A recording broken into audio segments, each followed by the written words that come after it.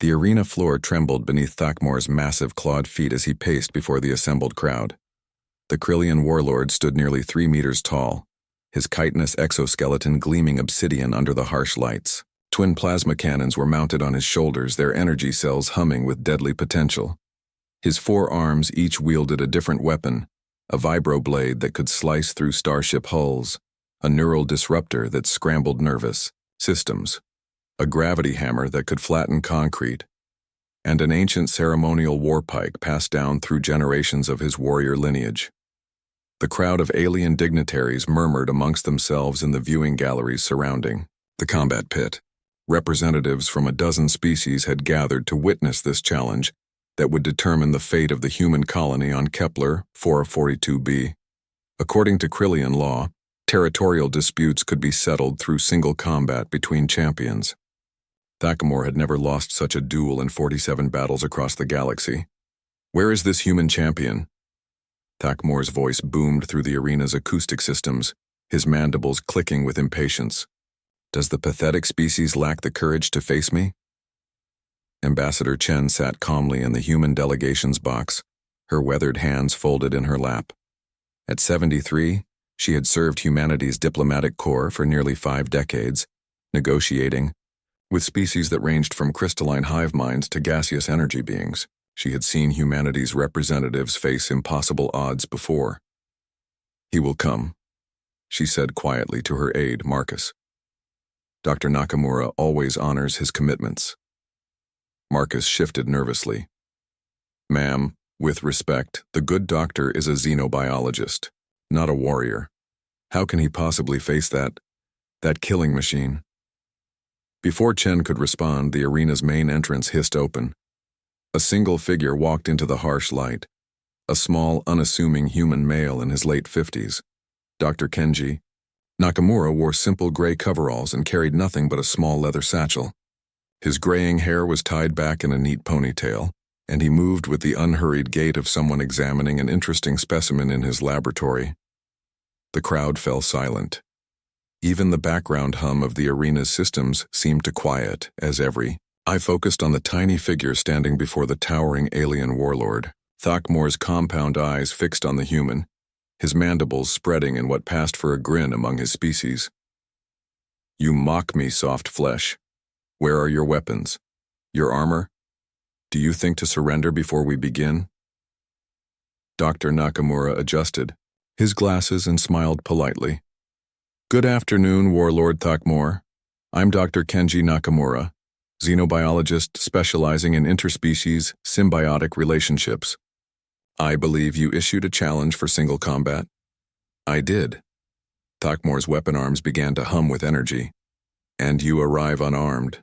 Perhaps humans are even more foolish than I believed." "Oh, I'm not unarmed," Nakamura said, opening his leather satchel. "I've brought everything I need." The crowd leaned forward as the doctor reached into his bag. Gasps echoed through the arena as he withdrew, a small glass vial containing what appeared to be ordinary dirt. Thakmor's laughter was like grinding metal. "Earth soil? You plan to throw dirt at me, human?" "Not exactly," Nakamura replied, unscrewing the vial's cap. "You see, I've spent the last 20 years studying Krillian biology. Fascinating species, really. Your exoskeleton is nearly impervious to energy weapons and kinetic impacts. Your redundant organ systems make you incredibly resilient. Your nervous system processes pain differently than most species, allowing you to fight through injuries that would incapacitate others."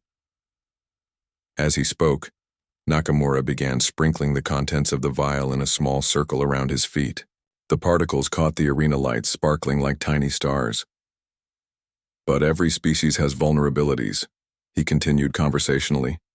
"Take the Terran fungus Ophiocordyceps terrestris, for instance. I've been cultivating a special strain for quite some time now."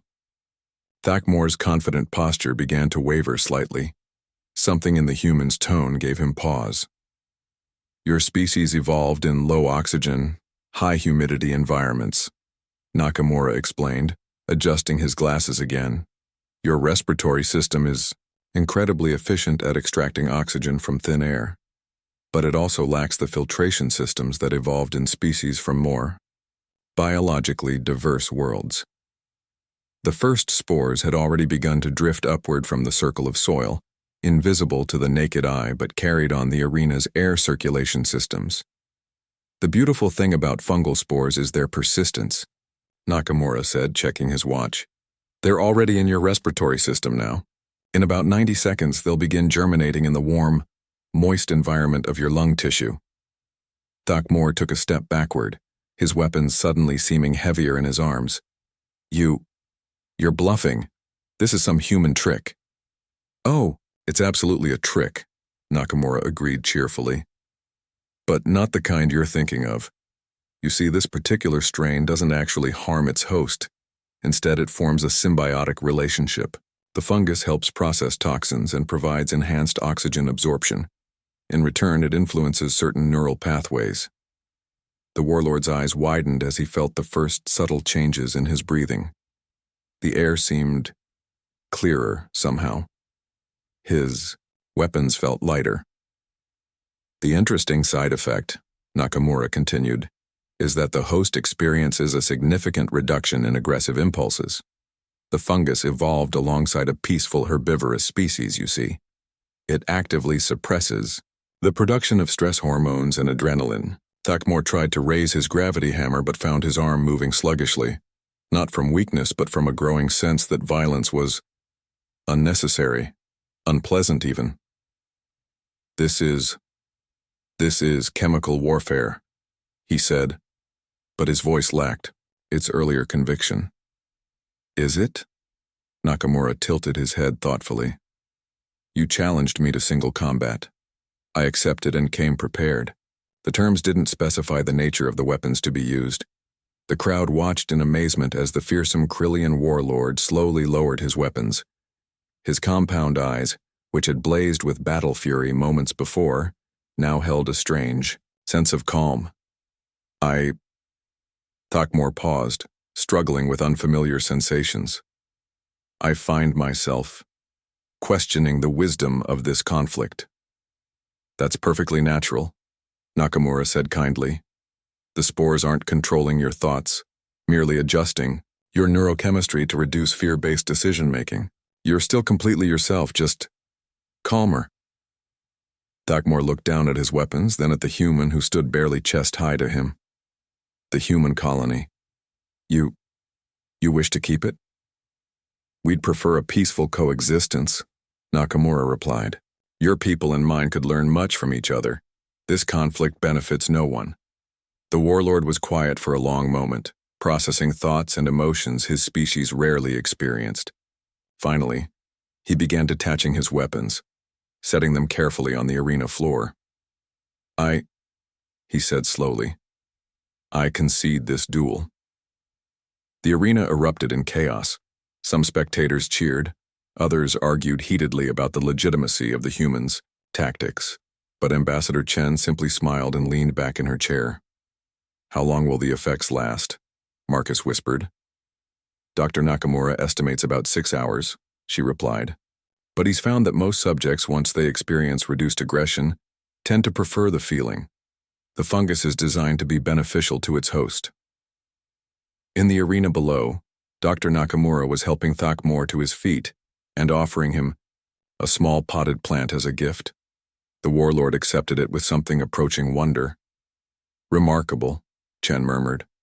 Once again, humanity proves that the greatest weapon is often the one nobody sees coming.